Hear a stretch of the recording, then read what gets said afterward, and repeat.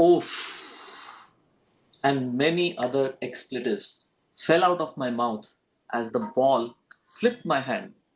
I was on strike with just one pin waiting to be struck down. I felt disappointed and angry for missing this. Turned around with a sad face, and suddenly I heard my teammates scream, "Yay!"